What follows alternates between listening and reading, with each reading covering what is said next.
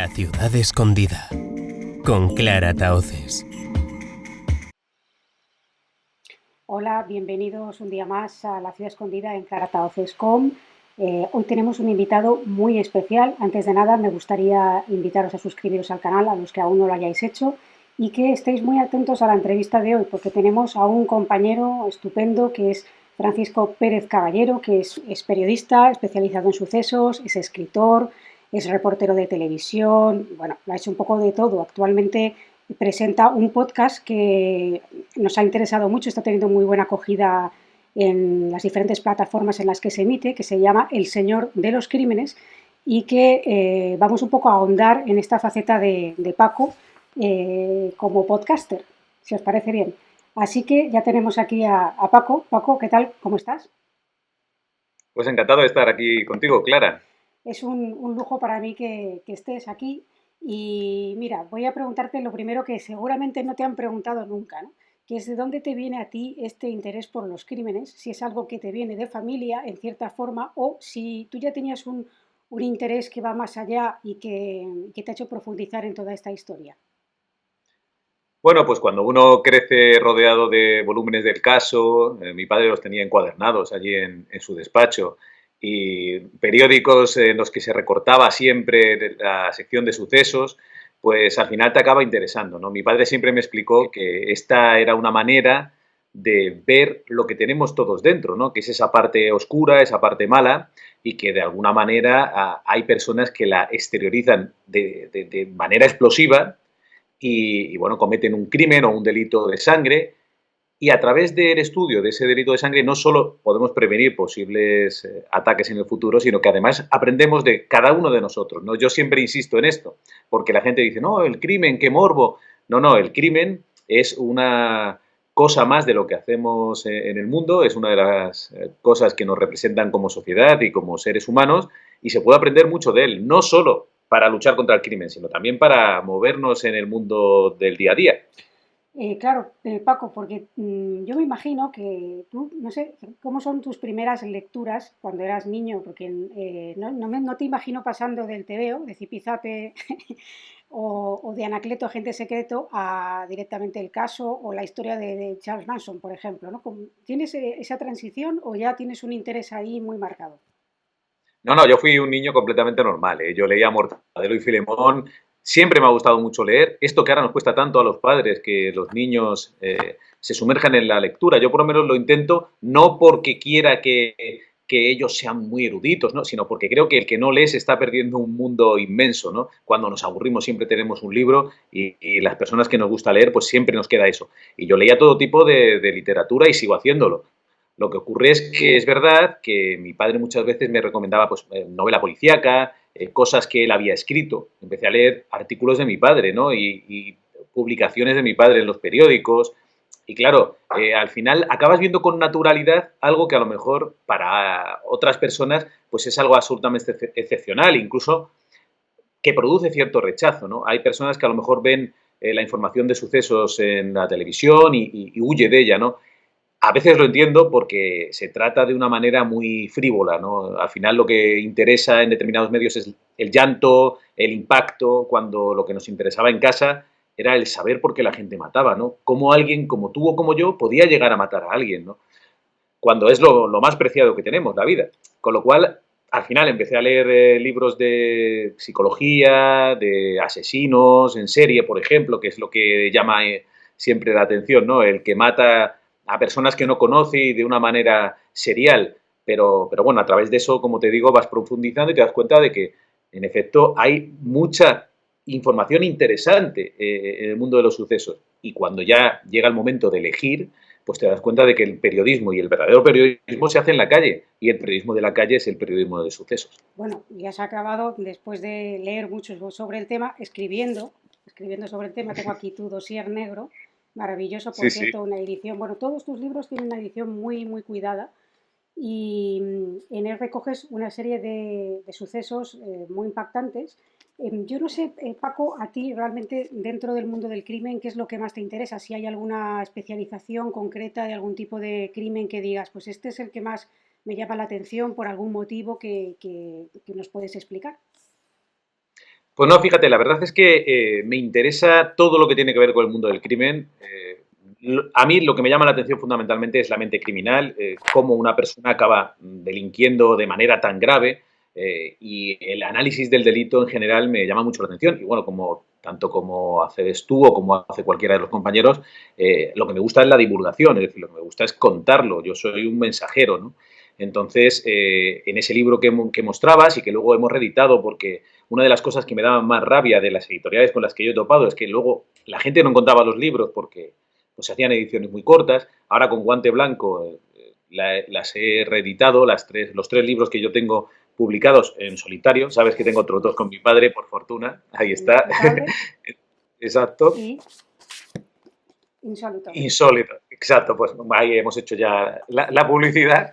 Los tres libros están disponibles gracias a Guante Blanco, ¿no? Entonces, en efecto, en este que mostrabas en Dossier Negro hay un recorrido por una amplia gama de lo que es el delito y sin dejarnos nada, porque una de las cosas que sí me interesan es huir de este buenismo, huir de los tabúes. Oye, hay cosas que suceden, que ocurren, por ejemplo, en Insólito vamos más a lo que es el misterio, pero los sucesos son sucesos, sean sucesos criminales o sean sucesos que ocurren en las casas y que, bueno, cada uno tiene su vivencia, su experiencia, pero que desde luego te atacan, te hacen pasar miedo en tu propia casa, tener preocupaciones, y eso yo creo que el periodista lo tiene que contar.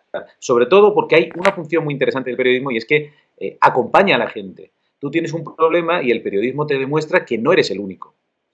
Sea que tienes un ocupa o que hay un atracador en tu calle o que ocurren cosas extrañas en tu casa y que a lo mejor tienen que ver contigo o tienen que ver con algo que tú no controlas, ¿no? Entonces, bueno, como ves, y además en Cuarto Milenio tenemos la oportunidad de hacerlo, nos dedicamos a cualquier área del saber, a cualquier cosa que puede resultar interesante y útil para la gente. Claro. Porque, Paco, ¿tú crees que existe la maldad en el ser humano, digamos, de nacimiento? Es decir, que hay personas que nacen con ella, o que la persona se va transformando a raíz de las vivencias que se tienen, que este es el gran debate siempre que se tiene en criminología, ¿no? Sí, sí, y es difícil resolverlo. Yo creo que es una mezcla de las dos cosas. Es innegable que la gente nace con una serie de características propias, pero para mí es muchísimo más importante lo que uno va viviendo y las elecciones que van tomando cada una de estas personas en su vida. Para mí, la responsabilidad es o es un concepto que ha caído en desuso. Hoy por hoy nadie es responsable de nada, si te das cuenta. Ocurren las cosas, pero nadie es responsable de nada. Hay una pandemia, pero nadie es responsable de nada. Uno mata a una chica y resulta que era un asesino que había pasado 30 años en la cárcel, ha salido y mata a la chica, pero nadie es responsable de nada. Entonces, bueno, el concepto de la responsabilidad es muy importante. Con lo cual, yo pienso que nadie nace encaminado a matar a nadie. Lo que ocurre es que es verdad que hay personas que tienen cierta tendencia a la violencia y que si eso se da una serie de circunstancias, pues puede acabar convirtiéndose en un asesino. Pero de la misma manera, esa persona que ha nacido con una predisposición a la violencia, si está en un entorno correcto, tiene unas relaciones normales, pues nunca jamás lo sabremos. Es decir, esto del genoma del crimen o del gen del crimen, para mí eso no existe. Es decir, el que mata lo hace normalmente con responsabilidad. Lo hace porque elige eso, porque eso le beneficia, porque saca un placer o cualquier tipo de cosa positiva para él y simplemente elimina de la ecuación al otro. No le interesa lo que le ocurre a la víctima ni a los familiares de la víctima.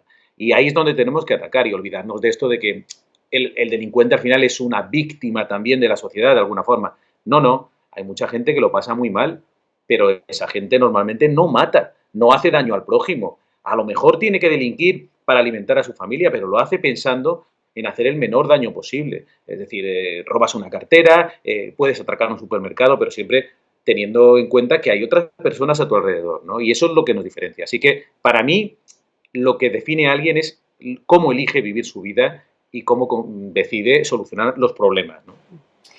De los casos que has investigado, ¿cuál es el que más te ha sorprendido, ya sea por su extrañeza o bien por alguna característica de ese caso que te ha sorprendido y que has dicho, bueno, esto es poco habitual o no lo entiendo o no parece haber un móvil claro? Bueno, ocurre muchas veces que no llegas a entender lo que ha sucedido. En criminología siempre se habla de probabilidades. Ha hecho mucho daño ver la televisión y ver cómo resuelven los crímenes entrando en una habitación y echando dos miradas. Es muy difícil, ¿no?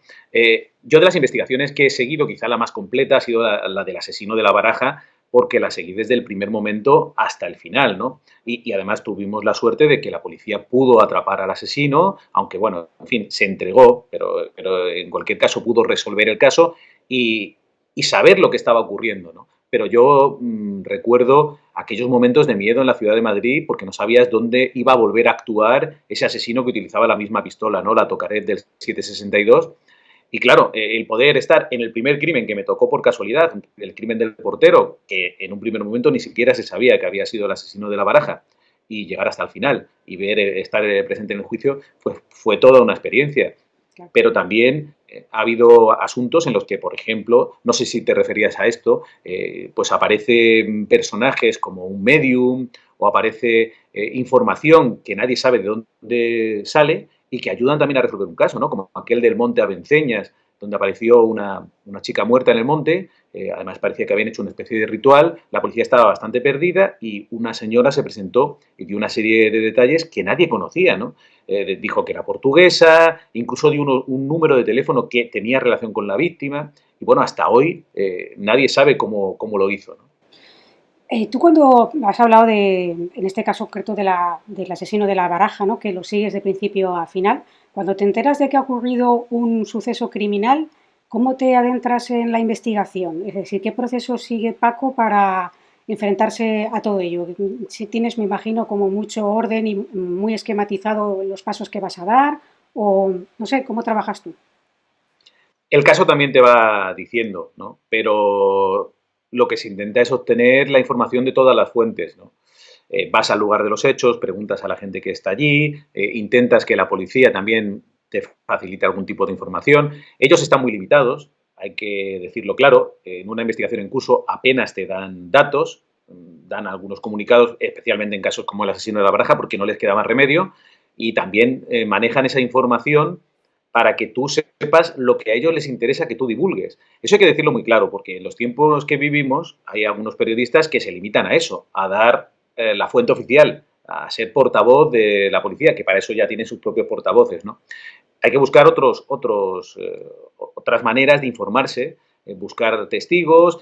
Ahora, también hay que decir, Clara, que hay pocos lugares donde te permitan estar unos días en un solo caso, ir allí, hablar con la gente, esperar una llamada. Entonces, cada vez es más difícil hacer este tipo de información, pero sí que hay que ir siguiendo un poco esos pasos, ¿no?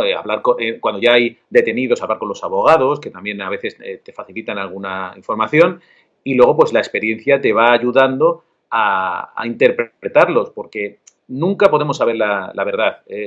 Los periodistas nos limitamos a transmitir esa información, pero a veces la experiencia te hace pues que te cuestiones cosas, ¿no? Estás viendo, por ejemplo, estos sucesos que han ocurrido recientemente en Valencia, esta serie de chicas asesinadas o de mujeres asesinadas y que han aparecido cerca de acequias, ¿no? Bueno, pues cuando ocurre una cosa como esta, tan anormal, pues te hace recordar otros casos, ¿no? Yo, por ejemplo, me venía a la cabeza el del asesino de la Baraja, porque de la misma manera que ahora se decía que no era un asesino en serie, ¿no? Hasta que aparecen unos elementos comunes. Recordarás que había algunos cuerpos que aparecían al lado de una carta, aquel de Sí. Alameda de Osuna, parece que el as de copas estaba allí, pero luego la serie de crímenes era el portero sin carta, luego Alameda de Osuna con su carta, el as. Luego, esa misma noche, hay el tiroteo del Barrojas, donde tampoco hay cartas, con lo cual, claro, hasta que hacen el análisis balístico y ven que es la misma pistola, pues nada decía que era un asesino en serie, ¿no? En este caso, por ejemplo, que se está hablando de mujeres estranguladas, pues claro, solo está eso, que están estranguladas. No tenemos los datos que maneja la investigación, pero claro, cuando en 6 meses hay 4 mujeres muertas de una manera similar, pues te hace pensar que ¿por qué no, no? Hoy, desde luego, tiene que estar sobre la mesa el tema del asesino en serie, porque, por desgracia, es una figura criminal que se ha dado en nuestro país, que se puede volver a dar y que está dándose en todo el mundo, ¿no? Claro. A lo largo de la historia del crimen, pues tú has conocido multitud de casos terribles. No sé si has apreciado en tu trayectoria una especie de forma diferente de actuar, de matar, o está todo inventado ya, las cosas simplemente cambian de forma en el sentido de lo que es la materialización del suceso, del crimen. El crimen evoluciona con la sociedad. De hecho, es una de las maneras de ver el reflejo de lo que se vive, ¿no? En el día a día. Evoluciona, por supuesto. Es verdad que, claro, al final las cosas que nos llevan al crimen siempre son las mismas, ¿no? Pues el poder, el placer, el sexo, pero cambian las formas. Por ejemplo, a principios de siglo se mataba con una plancha, ¿no? Hubo varios crímenes de la plancha, de esas planchas pesadas de carbón, que esto, claro, era un buen elemento para matar porque estaba en todas las casas. Y luego eso pues va evolucionando, ya no hay esas planchas, ya no se cometen esos crímenes con plancha y se cometen con otras cosas, ¿no? Pero evoluciona igual que evoluciona la sociedad, los intereses de la sociedad, el comportamiento. Por ejemplo, yo sí se ha ido viendo que con la evolución de la sexualidad, los crímenes sexuales son diferentes, son distintos. No es lo mismo la sexualidad que se vivía a principios del siglo XX que la sexualidad que se vive ahora, ¿no? Ahora hay un mundo muchísimo más abierto, hay unas relaciones que a veces para la gente más antigua pues son incomprensibles, donde hay relaciones donde hay varias personas y esto genera tensiones y a veces pues acaba en crimen, ¿no? Por supuesto, la violencia que hay dentro de las casas, que no es que haya aumentado, pero es verdad que ahora con la información y con el apoyo que tienen, por ejemplo, a las mujeres maltratadas, se ve más, tiene más presencia. En fin, todo evoluciona y es interesante ver, pues desde cosas tan anecdóticas como el arma del crimen, como hablábamos del tema de la plancha, a el móvil, claro, también ha evolucionado porque nosotros vivimos de manera diferente, ¿no? Y de hecho, cada vez nos parecemos más a los Estados Unidos y cada vez es más posible que haya asesinos en serie que eran propios de los países anglosajones, ¿no? Aunque en Europa siempre los hemos tenido y en España también. Pero sí es verdad que el prototipo Ted Bundy, por ejemplo, pues llega también a España con la evolución de la sociedad. Recientemente has puesto en marcha un podcast que es El Señor de los Crímenes, con gran éxito y buena acogida en diferentes plataformas. Lo tenemos en iVoox, está también en YouTube, también en Apple, creo, ¿no? Sí, Eh, está en Google, lo tienes en todas partes. Sí, sí. ¿Qué te ha motivado a hacer esta serie de podcasts? ¿Qué crees que va a encontrar la gente en ellos y qué es lo que busca también al escucharte? Pues mira, te voy a ser sincero. La verdad es que el impulso fue de alguna manera devolverle a la gente lo que mi padre llevaba tanto tiempo enseñando, ¿no? Yo creo que eso falta. Creo que ahora mismo no se hace en ningún sitio. Creo que la información de sucesos no se trata como se debería tratar y con el objetivo con el que habría que tratarla, que es prevenir a la sociedad. Yo soy de esos periodistas que piensan que a la gente, si tiene un violador en su barrio, hay que decírselo. Lo siento mucho por el violador, yo entiendo que hay personas trabajando para que el violador se reinserte, devolverle un poco a la sociedad, pero bueno, la sociedad tiene derecho, especialmente la sociedad que no ha delinquido, la sociedad que se está portando bien, por decirlo en términos claros, tiene derecho a protegerse. No podemos soltar a una persona porque, bueno, hay que rehabilitarla y rezar porque no nos toque la China, ¿no? Yo, por ejemplo, pienso en Laura Luelmo, esta profesora que de repente se va a vivir a un pueblo y tiene la mala suerte de irse a vivir enfrente de un asesino, de un hombre que había pasado toda su vida en prisión y que de repente, pues nada más llegar, llega y la muchacha y la mata, ¿no? Bueno, pues si ella hubiera sabido que ahí había un asesino o un asesino en potencia, se hubiera protegido, ¿no?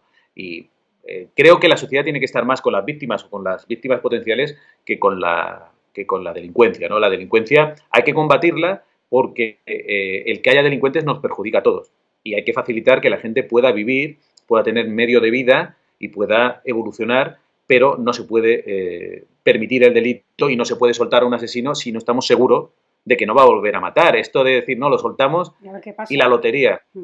A ver qué pasa. Entonces, bueno, de lo que se trata con el podcast es de contar las historias tan interesantes que hay de asesinos de todo tipo, de asesinos de todo tipo, desde asesinos en serie pues, a crímenes únicos que tenían detrás un trasfondo apasionante y que nos pueden, por un lado, entretener, por supuesto, pero por otro lado, enseñar que esos comportamientos se dan en nuestra sociedad, que a veces conducen al crimen, pero que otras veces, Clara, tenemos al lado a un psicópata que nos está haciendo mucho daño y no comprendemos por qué actúa así, ¿no? Y cuando te das cuenta, porque todos tendemos a ver el mundo por nuestros ojos y decimos, bueno, yo es que esto no se lo haría a nadie, ¿no? ¿Cómo es posible que esta persona me esté haciendo esto? Bueno, pues porque es que hay personas que no son como nosotros, hay personas que eliminan al otro de la ecuación, que no tienen empatía, esta palabra que se utiliza tanto, y que no significa otra cosa que no son capaces de ponerse en nuestra posición y que nos hacen mucho daño. Y que si tú has visto que ese tipo de persona, en otro caso, ha llegado a matar, pues a lo mejor a ti no te mata, pero tú estás prevenido o prevenida, ¿no?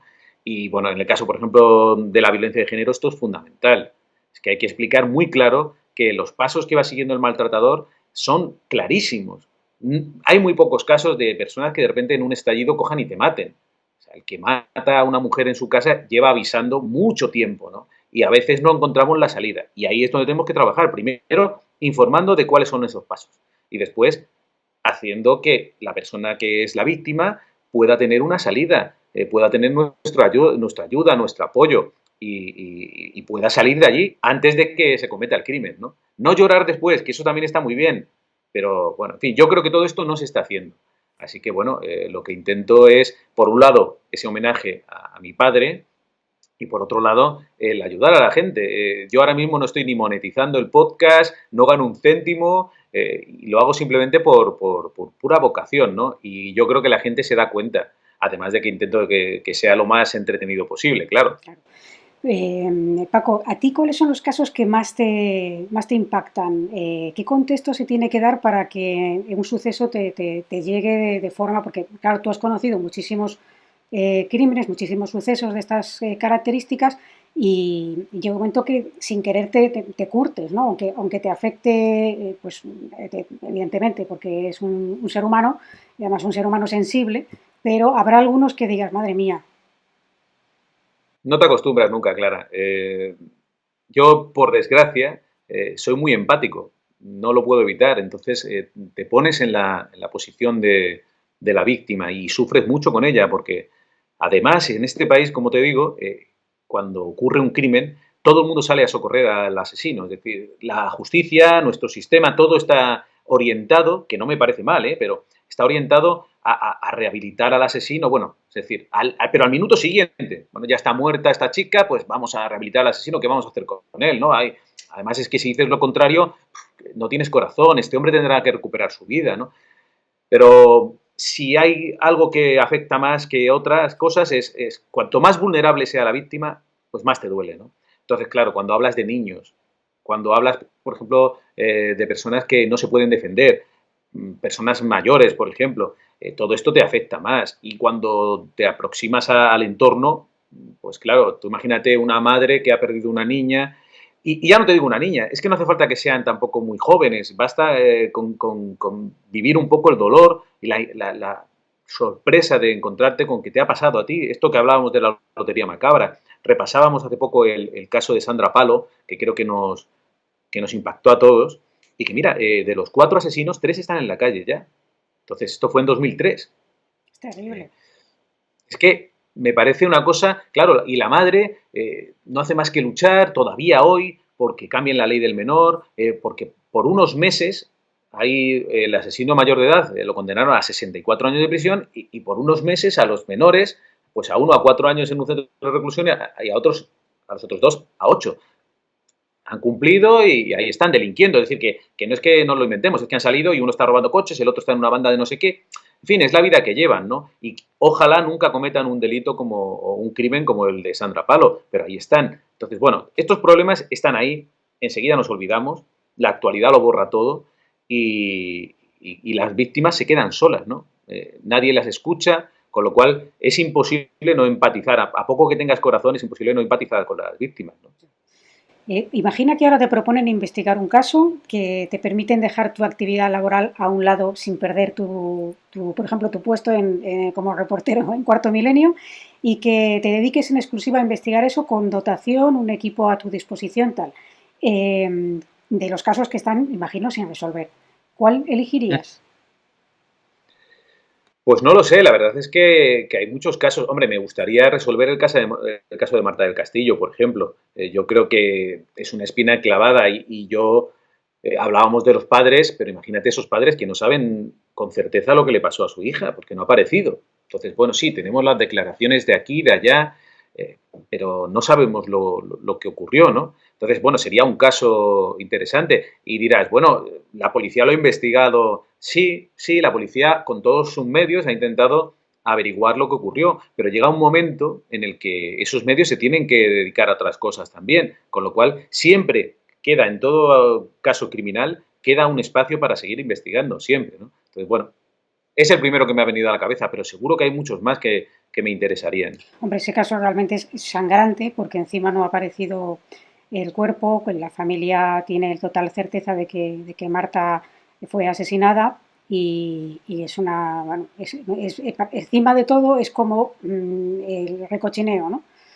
Claro, y el asesino está condenado y en teoría las personas que estuvieron implicadas hayan estado interrogadas, pero bueno, no se ha sabido nunca, ¿no? Es la frustración de ver que no llegamos al fondo del asunto. Porque esto está claro, hasta que no aparece el cuerpo, la familia no cierra esa puerta, ¿no? Y es terrible, es terrible. Y como el caso de Marta, un montón de casos de desaparecidos, de desaparecidas, que no se resuelven y que nadie está con eso en la cabeza.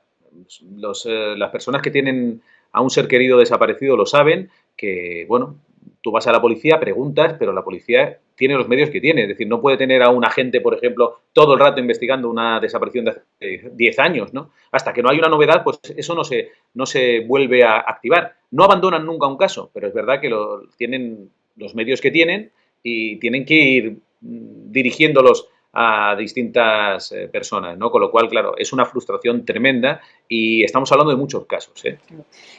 Paco, has escrito, como decíamos antes, varios libros, Dossier Negro, Inexplicable, que además menuda portada, ¿no? Con este tablero de Ouija. Sí, la verdad es que fue un acierto, aunque no se habla de Ouija en todo el libro, pero bueno, y insólito. ¿Qué diferencias notas tú entre escribir un libro y hacer, por ejemplo, un reportaje para televisión? ¿Qué te gusta más? Bueno, son experiencias totalmente diferentes. Es muchísimo más duro hacer un libro. Yo creo que estarás de acuerdo en esto, ¿no? Las personas que escribimos, ya no te digo tú que eres novelista, ¿no? Que a mí me parece absolutamente admirable. Me parece increíble este país porque la verdad es que hay más escritores que lectores, ¿no? Pero bueno, es una paradoja.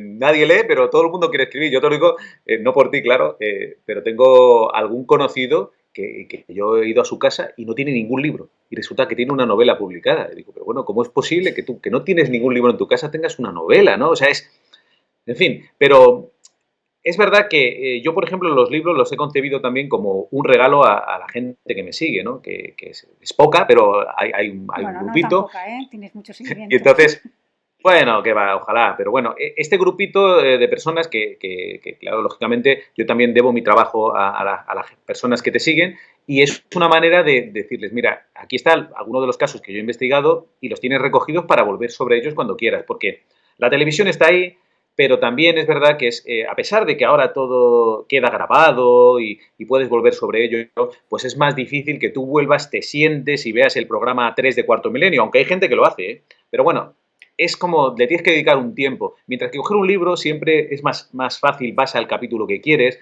puedes manejarlo, lo tienes en las manos, ¿no? Aparte te Es un objeto de permite culto. también meter muchos detalles que en los reportajes Eso es, no entran por cuestiones de espacio, más que nada de tiempo, ¿no? exacto. Claro, y además tiene otra ventaja que es que no tienes publicidad, es decir, no te cortan el reportaje a la mitad justo cuando estás leyendo, va a llegar el asesino y tal, y No, no, está ahí todo, espere ¿no? después de la publicidad. Claro, espere, sí. A veces con la palabra en la boca y en todo. Bueno, entonces, todo esto que son servidumbres que tienen los medios, pues que lógicamente, ¿no? Los medios de comunicación tienen que financiarse, nos tienen que pagar a todos, porque los reporteros también tenemos una mala costumbre que es que comemos, ¿sabes? Tenemos pagado la luz, tal. ¿Sabes? Que este es el debate de, no, todo gratis, todo gratis. Bueno, yo todo lo que puedo dar gratis lo doy gratis, ¿no? Es decir, el podcast es lo que estamos hablando, es una cosa. El libro, la gente dirá, no, pero el libro me lo cobran, sí, pero los escritores no cobramos casi nada. Es decir, esto digámoslo, porque yo cada vez que lo cuento la gente no se lo cree. O sea, el libro. Esfuerzo que lleva a hacer el libro, ¿no? Claro, el libro te dan te dan el 10% de cada libro vendido. Es decir, ¿y cuántos libros se venden? Pues nadie lo sabe. O sea, es una cosa, es como una nebulosa, ¿no? Has vendido 100 libros, pues 100 libros. El 10%, pues calcular, ¿no? Pues pon que te den un euro y pico por cada libro vendido. O sea, que no se hace por dinero esto. Vamos, a menos que seas Arturo Pérez Reverte, ¿no? Entonces sí, porque bueno, pero también Arturo vende mucho más libros que yo. así que, en fin, lo que te quiero decir es que, desde luego, el tema de los libros es una cosa también vocacional, tú lo sabes. Si te llega algo, el dinero que te llega no compensa el trabajo, ni mucho menos, ¿no? Pero sí que es verdad que la comunicación con la gente, el poder, ahora ya no con esto de la pandemia, a ver si termina, pero poder reunirte con esa persona, charlar sobre el libro, darle algo físico que se lleva a casa, todo eso es muy bonito, ¿no? Y yo creo que es lo que le gusta a la gente que escribe. Incluso a la gente que no lee y escribe, también es lo que le gusta, ¿no? Poder decir, aquí he escrito un libro, mira, soy un campeón.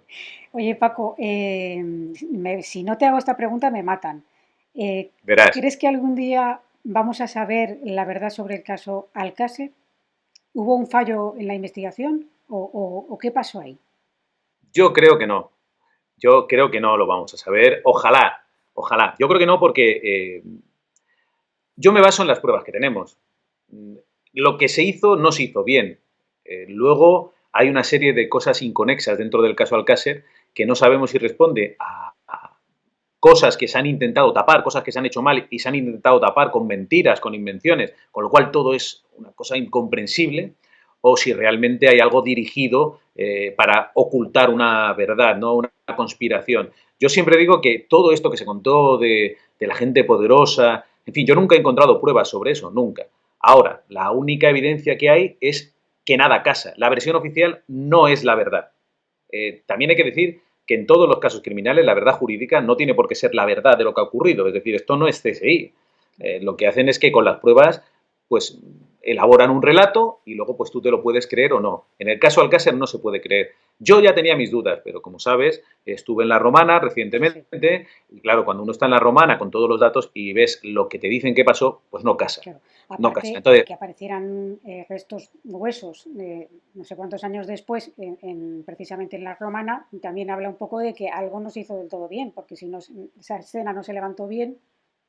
claro, lo que pasa es que dicen los expertos que, bueno, esos huesecillos pequeños se te pueden escapar. Bueno, no lo sé. Yo lo que sé es que sacaron los cuerpos con excavadoras y los bajaron en unos patrol, metidos allí de cualquier manera. Es verdad que es un sitio inaccesible. Yo entiendo que era otro momento histórico y que no teníamos los medios que tenemos ahora. Y que la policía, la Guardia Civil en este caso, pues no pensaba que esto iba a tener la repercusión que tuvo, ¿no? A pesar de que, claro, tres niñas y con lo que han vivido, pues es terrorífico. Pero lo que está claro es que los hechos no ocurrieron como nos han contado, con lo cual a partir de ahí cualquier hipótesis que esté por ahí alimentada en Internet, pues tiene esa base. Entonces hay gente que va al extremo y que entra en fantasías que no se pueden probar de ninguna manera, aunque tú lo sospeches, y luego pues hay personas que efectivamente elaboran relatos que están pegados a la información, ¿no? A los perfiles de los asesinos. Una cosa muy clara es que lo que sabemos del caso Alcácer nos lo ha contado Miguel Ricard, ¿vale? Y entonces Miguel Ricard ha cambiado su declaración 20 veces.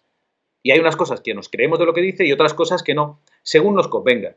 Entonces, bueno, y luego está la huida de Anglés bueno, que era Jason Bourne, ¿no? Es un tipo que era allí, vivía de dar el palo y que sí, es verdad por ejemplo, mi amigo Vicente Garrido, que es un gran experto, dice, no, hombre, pero es que era un tío muy malo, mira lo que le hizo a aquella novia que tuvo, que la tuvo allí, le condenaron por tenerla atada y tal. Digo, sí, sí, era un tío muy malo con la gente débil. Era un tío muy malo con su novia toxicómana y era un tío muy malo con su madre, que estaba indefensa. Pero luego cuando tenía que entrar a robar en las sucursales no entraba él. Mandaba a su hermano y a Miguel Ricard con la pistola. Y él se quedaba en el coche. O sea que valiente no era un tipo, claro, era un tío que, pues como todos los maltratadores que se van con las personas vulnerables. Ahora, de ahí a que fuera el cerebro de la muerte de las tres niñas y les hicieran lo que le hicieron, que muchas veces se omite por el dolor de las víctimas y creo que tampoco tiene sentido ahora incidir en ello. Pero es fundamental para entender el caso Alcácer. O sea, si tú no sabes lo que le hicieron a las niñas, pues es que lo que le hicieron a las niñas no se ha hecho nunca en España. Es un caso único. Entonces, desde ese punto de vista es desde el que tenemos que analizar el caso Alcácer. Así que no, yo, claro, si apareciera Antonio Anglés, que para mí está muerto y nunca ha salido de España, toda la fuga es una invención, ¿no? O es una tergiversación, o como quieras, ¿no?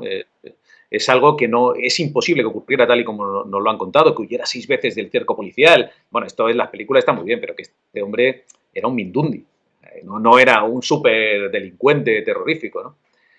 Pero vamos, si apareciera Antonio Iglesias, estuviera vivo y quisiera hablar, o si Miguel Ricard de repente un día se sentara y quisiera decir la verdad, algo insólito en un criminal, ¿no? Que de repente diga, no, ahora voy a decir la verdad ya porque estoy cansado, pues a lo mejor sabríamos algo más. Pero con lo que tenemos lo tenemos muy difícil, claro. Muchas veces cuando se habla del caso Alcácer, enseguida surgen voces que dicen, ¿por qué no habláis del caso España? Que lo relacionan, que es un tema, no, es que no os atrevéis, no tenéis narices para hablar de ello. Yo me gustaría que explicaras un poco qué es el caso España, más que nada para que la gente le quede ya claro bueno, que todo eso es un gran bulo, ¿no? Sí, sí, es que eso se investigó, no sé por qué, es de las grandes bolas que crecen en Internet, pero ya te digo que amparadas en esta cosa que es el caso Alcácer y que no se ha resuelto y que está todo muy mal hecho y que en cuanto te pones a leer el sumario te encuentras pues cosas increíbles, ¿no? El caso Bar España pues es un bar donde en teoría se reunían los poderosos, ¿no? Para tener relaciones sexuales con niños, cosas terribles, ¿no? E incluso hay unas declaraciones de algunos de los niños y tal. Bueno, esto se investigó, parece que quedó descartado. Estos niños incluso luego reconocieron que se lo habían inventado. Hay información en Internet, si uno te crea Caso Bar España, hay varios periódicos, es decir, con la credibilidad que puedan tener los periódicos, pero periódicos de verdad, es decir, no es una web oculta en la que se publica la información, en la que se publica el proceso judicial que se ha seguido con el tema Bar España y al final se llegó a la conclusión de que no había nada. Las personas que dicen que esto no se ha investigado y que hay algo detrás, pues a lo mejor tienen unos datos que no han trascendido, ¿no? Pero la verdad es que no hay nada. A mí varias veces me han dicho, ¿por qué no investigas el caso Bar España y tal? Bueno, pues mira, yo no me he sumergido en el caso Bar España igual que en el caso Alcácer, porque el caso Alcácer sí me ha tocado cubrir determinadas cosas, ¿no? Pero desde luego yo no encuentro un hilo del que tirar. ¿Por qué lo han borrado todos los poderosos? Pues puede ser, no lo sé, pero vamos, ahí no hay nada, no hay nada tangible. No, el caso Alcácer tiene un sumario, tiene unos culpables, tiene unos lugares a los que ir, tiene y aquí pues lo que hay es lo que hay, lo que se ha demostrado varias veces, lo que se ha mostrado, esos testimonios que están ahí y poco más, ¿no? Entonces, bueno, no descarto que alguien un día descubra la verdadera cosa detrás de esto, pero hoy por hoy no hay un hilo del que tirar. Paco, estamos ahora mismo pendientes de la desaparición de dos niñas en Tenerife. Hay diferentes líneas de investigación abiertas, hay muy pocos datos, la verdad, que se conocen públicamente. Pero por lo que sabemos, ¿a ti qué te dice tu instinto que puede haber pasado con estas niñas? Uf, ojalá no tenga nada que ver con mi instinto, porque yo siempre me temo lo peor. Estas situaciones de pareja que hay que combatir con todas nuestras fuerzas, en las que los niños están por medio y en los que se toma cualquier tipo de decisión que afecta a los niños, como parece ser el caso, son terribles.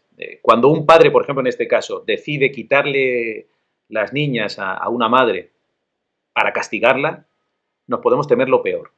Yo estamos escuchando constantemente que la gente que conoce a este hombre dice, no se atrevería. Bueno, yo no sé cuántas personas, en el caso José Bretón, pensaba que José Bretón era capaz de matar a sus hijas, o a sus hijos, a su hijo y su hija, ¿no? Y de Y no lo hizo. reconocerlo jamás. Y os acordáis, vamos, te acordarás que al principio estábamos con que parece que los habían secuestrado en un Parque, en parque de Córdoba. Córdoba, allí mirando las cámaras, en fin, hasta que se llegó al padre, se llegó a aquella fogata que había hecho, aquella hoguera en la finca y se pudo averiguar un poco, que incluso te acuerdas que se dijo, llegó allí una experta que dijo que aquello eran huesos De animales. animales, ¿no? Así echando una mirada. Bueno, en fin, fue un caso terrible y por desgracia hay muchos casos en los que en una pareja los hijos están por medio. Y no solo el hombre con la mujer. Acuérdate también, por ejemplo, el caso de la Aparecida de Santomera, que estranguló a sus hijos con unos cables de un cargador de móvil y para castigar a su marido, ¿no? Para Es castigar a su terrible. pareja. Es terrible. Con lo cual, esto ocurre. Ojalá en este caso, parece que hay casos en los que está clarísimo y parece que en este caso hay un pequeño resquicio que nos permitiría creer que el padre ha huido con las niñas y se las ha llevado y están en algún sitio escondidos, pero la experiencia criminal nos dice que, o la experiencia de la historia criminal nos dice que, bueno, por desgracia, cuando alguien toma una decisión como esta, el peor de los finales se puede dar, ¿no? Ojalá en este caso no. Ojalá en este caso sea un caso extraordinario y sea un caso en el que... Pero bueno, también hay que pensar que, claro, tú imagínate cuando un padre se lleva a las niñas, ya es consciente de que está haciendo algo gravísimo, ¿no? Que como mínimo le van a acusar de llevarse a esas niñas, ¿no? Luego habrá que ver los recovecos legales, porque claro, es el padre, en fin, veremos si eso se puede considerar una detención ilegal o en el caso, pero bueno, eso es lo de menos. Lo importante es que aparezcan las niñas vivas y estoy convencido de que la madre incluso estaría dispuesta a olvidarlo todo, como lógicamente, es que lo importante es la vida de las niñas, ¿no? Ojalá que sea que no se cumpla tu instinto en este caso, Paco. ¿Alguna vez has sentido miedo siguiendo un suceso? Y no me refiero a los reportajes que también has hecho de corte más, digamos, paranormal, sino al suceso puro y duro, siguiendo un caso criminal que te hayas podido sentir amenazado tú. Directamente no. La verdad es que nunca me han dicho deja de investigar, ¿no? Por desgracia tampoco hemos tenido nunca la posibilidad de resolver un caso nosotros y a lo mejor pues adelantarnos a lo que ha podido hacer la policía, la Guardia Civil, ¿no? Lo que sí que está claro es que siempre se trata de poner el mayor número de obstáculos a los periodistas para que no intercedan o no intervengan en una investigación, ¿no? Porque, claro, la investigación criminal ya es difícil de por sí. Y es verdad que si meten los periodistas las zarpas, con todo el respeto, ¿no? Siendo yo el primero periodista que metería las zarpas, ¿no? Y mueven un poco todo y tal, pues puedes a lo mejor de manera inconsciente alertar al asesino, perjudicar a la investigación. Entonces, amenazas no he recibido nunca. Sí que es verdad que presiones hay presiones para que no informes, no vayas a preguntar si ya está la policía, si ya está la policía de por medio. Yo insisto en que, por desgracia, ese es nuestro trabajo, ¿no? Es decir, nosotros tenemos que estar metiendo las narices donde no nos llaman porque es nuestro trabajo, nos debemos a la gente y la gente tiene derecho a saber, ¿no?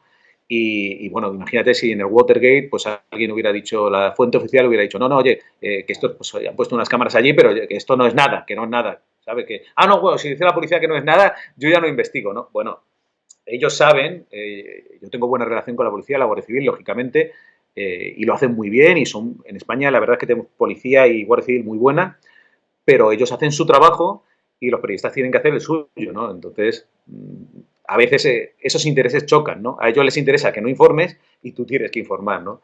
Así que no, miedo no he pasado. De todas maneras, yo no soy muy miedoso, ¿eh? A mí hay pocas cosas que me den miedo. Ya la salud y la salud de los míos y poco más. Que es lo más importante al final. Pues Paco, muchísimas gracias por haber estado con nosotros. Que pueden seguirte en tus redes sociales, que son FP Cava, ¿no? Creo que es FP Cava. Sí, FP Caballero. FP Caballero en Caballero. Twitter.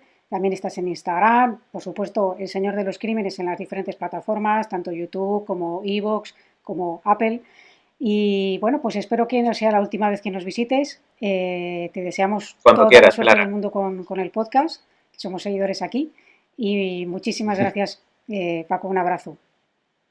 Ha sido un placer, Clara. Hasta pronto. Y a vosotros, pues nada, deciros que ya dejamos por hoy La Ciudad Escondida, que volveremos en un siguiente capítulo, que si os ha gustado el vídeo, darle al like, suscribíos y compartir con vuestros amigos, conocidos y bueno, que lleguemos a cuanta más gente mejor, porque esta entrevista lo merece. Muchas gracias.